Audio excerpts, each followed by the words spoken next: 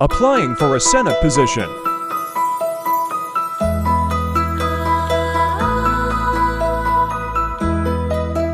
Special po ang araw na ito. Tayo po ay magpa-file ng ating Certificate of Candidacy.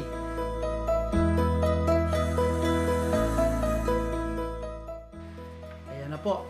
Magpa-file po tayo. Mag-a-apply na tayo ng trabaho para maging muling empleyado ninyo sa Senado.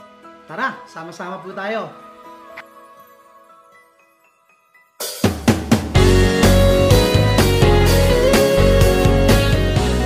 Kain po tayo at nagsumite ng 500 bills and resolutions at 82 dito ay ganap na batas na.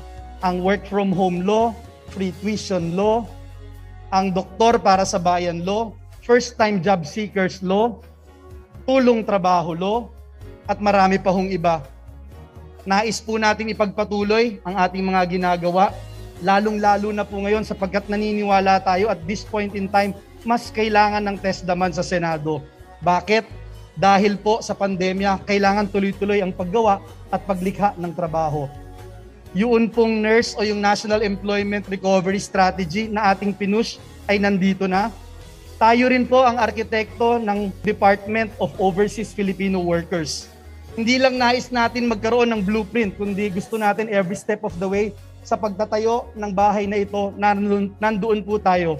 Gusto pa rin natin ituloy yung programa natin sa TUPAD. Last year po, 6 billion lang ang budget ng TUPAD program.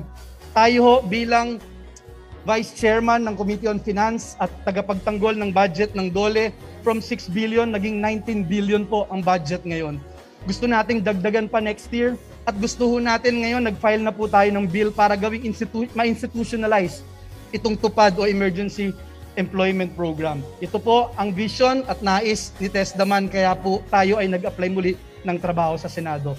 Muli ho, ako po si Senator Joel Villanueva, nag-apply po ako ng trabaho bilang inyong maging empleyado sa Senado. Maraming salamat po at mabuhay ang Pilipinas.